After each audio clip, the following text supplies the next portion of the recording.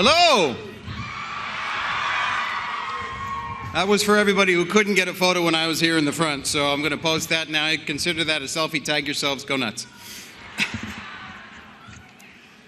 You ready to strap in for a minute here? I may go over, so hopefully you'll bear with me. Give me some grace. Well, let's get to it. God is real. How do I know this? I'm not him. I'm not the real Jesus. Let's just get that out of the way. TV Jesus. Real Jesus, TV Jesus. Jim Caviezel movie Jesus, TV Jesus. God is real and He is completely in love with each and every one of you. How do I know this? Is it simply because my faith is the lens through which I view the whole of my reality? No.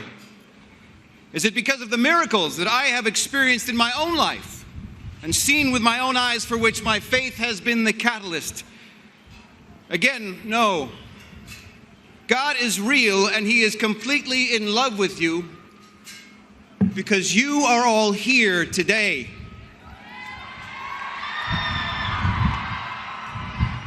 History has been made. Life has triumphed in an extraordinary way. And the light of the world, who is Jesus Christ, the author of life, His light has burned so very brightly within each and every one of you, irrespective of your specific beliefs, compelling you forward for one reason or another to stand together today and fight the noblest and worthiest cause possible, which is to allow the unborn the right to enter into the world and defeat those earthly forces that wish to destroy the very evidence of them.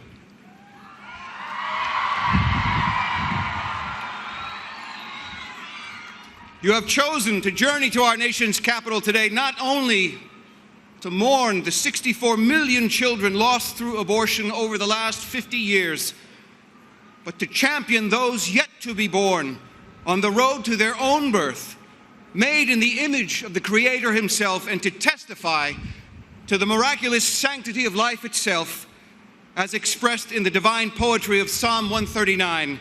For you formed my inward parts. You knitted me together in my mother's womb. I praise you, for I am fearfully and wonderfully made. Wonderful are your works. My soul knows it very well. My frame was not hidden from you when I was being made in secret, intricately woven in the depths of the earth. You saw my eyes unformed. Your eyes saw my unformed substance. In your book were written, every one of them, the days that were formed for me, when as yet there was none of them.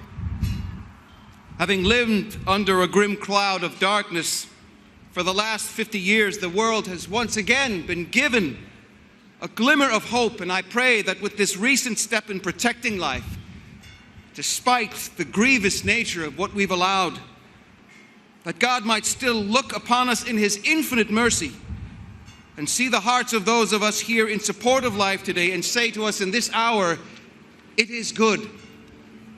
And it is good, but it is far from finished. Newton's law of motion says that every action has an equal and opposite reaction. This also applies to the spiritual realm. Having played the Son of God for the last 3 seasons on a television show you may have heard of called The Chosen, I've spent a lot of time dwelling in the realm of spirit through prayer, meditation, and the sacraments of my faith. Let me tell you, it changes you from the inside out, and that's a good thing. But it can be scary because you begin to see the truth manifest itself in all areas of your life, like a veil that has been lifted, and you can't unsee what you have seen. God begins to give you glimpses of more of everything, inviting you to journey, to go deeper with Him. But just as God is real, Satan is also real. And I'm not talking about the simplistic cartoon of some dude with horns and a tail. I'm talking about the father of lies, the great deceiver, the diabolical slanderer who pushes you to doubt when you know in your heart the right thing to do.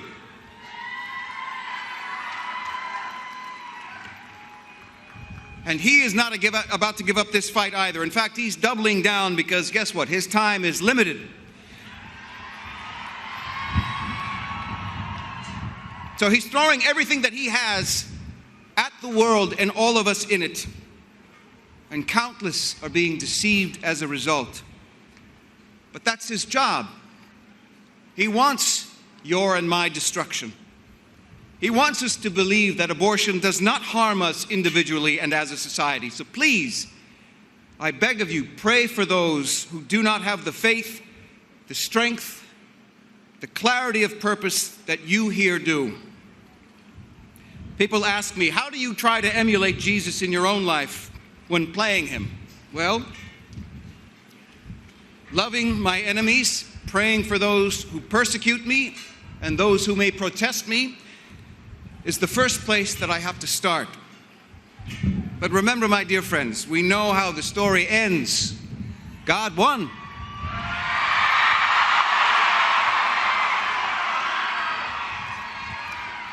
He won, and Christ reminds us that he is with us until the end of the age. And that said, we need to take a quick glance into the mirror of culture, which communicates a few concerns about where we are as a society that I'd like to propose a couple of thoughts about for your consideration, if I may. I want to speak particularly to those of you here that identify with Gen Z and even Gen Alpha. Give it up for Gen Z and Gen Alpha.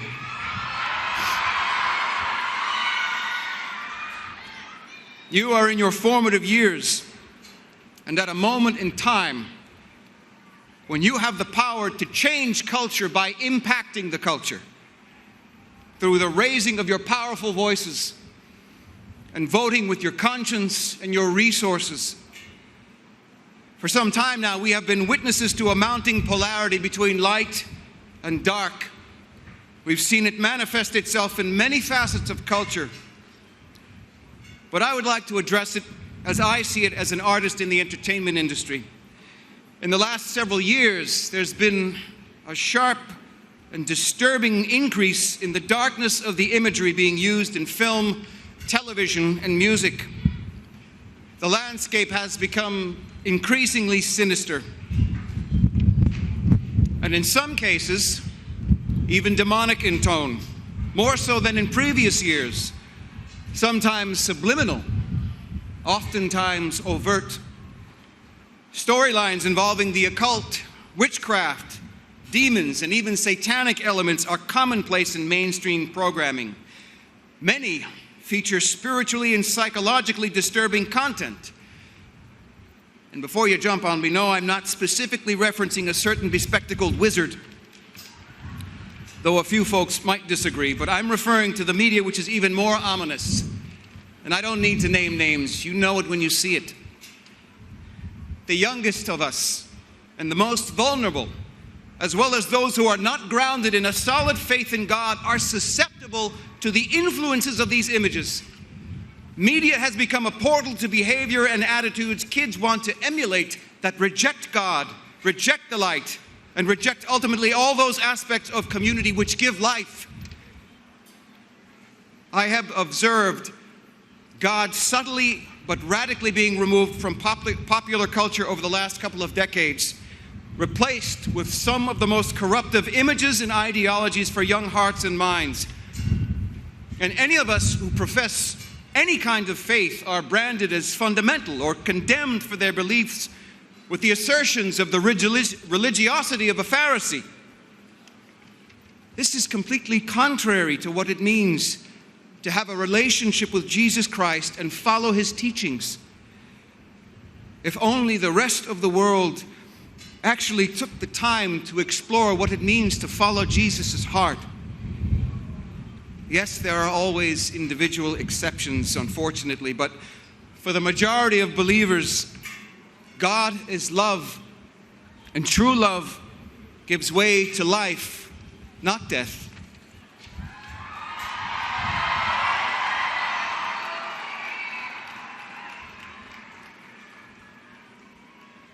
They say we live in a post-Christian society. I reject that.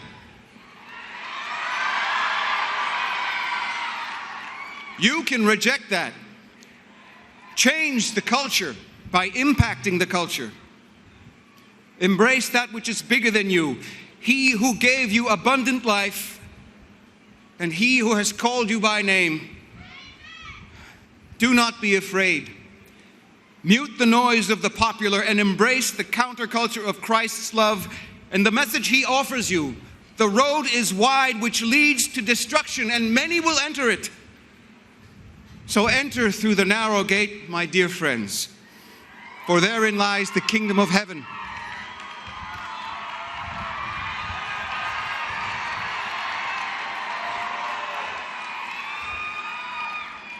Social media sites rife with images of hypersexuality, predominantly young women some of them who are major influencers, give the youngest of our digitally consuming generation the impression that that is how you're supposed to look, that this is how you're supposed to think and feel and act to get what you want, to get who you want, to be what you're supposed to be, as if some fantasy of aesthetic perfection is the road to happiness. It is not.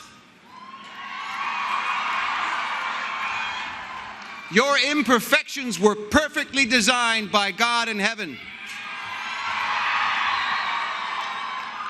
As if by objectifying yourself, you will somehow be empowered. That is an empty lie of the enemy. The only way to empower yourself is to believe in the greatness of who you are, flaws and all, the gifts you bring into this world that God freely gave you, the uniqueness of your precious life, and to share them with one another. That is your legacy. That is your power. That is who you are meant to be. And that is how you will change the world.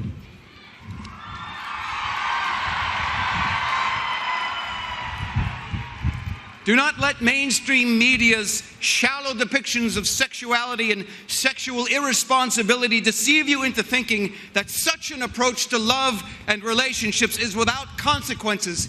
It isn't. And this is part of the systemic issue that brings us here today. I know how difficult it can be to think differently, to swim against the current, to choose life in a culture that celebrates death. You know, standing here saying these things to you now is neither the obvious career choice nor an easy decision for me, because I've never set foot in this arena before, publicly. But ultimately, I had no choice. This guy made me do it.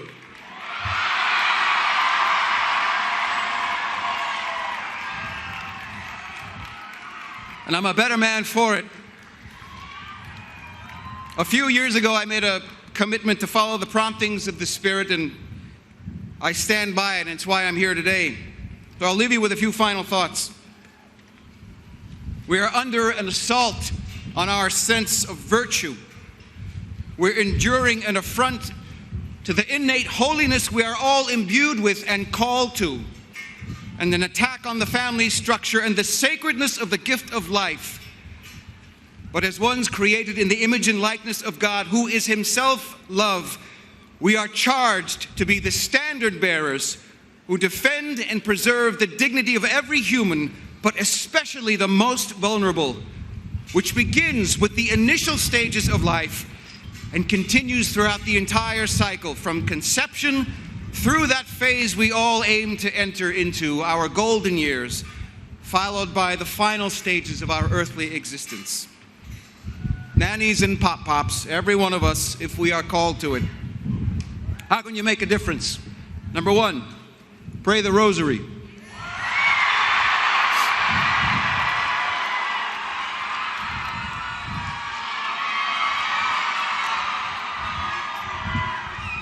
St. Padre Pio said the greatest weapon against the devil we have is the rosary.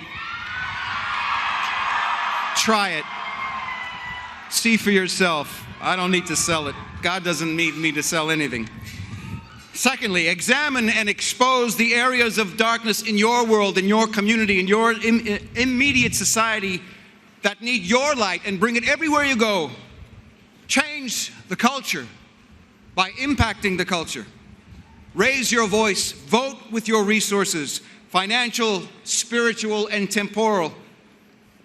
My commitment to impacting the culture as an artist is to pray I get to continue participating in telling stories like The Chosen and my upcoming film, Jesus Revolution, that shine a light on the struggles and successes of the human condition.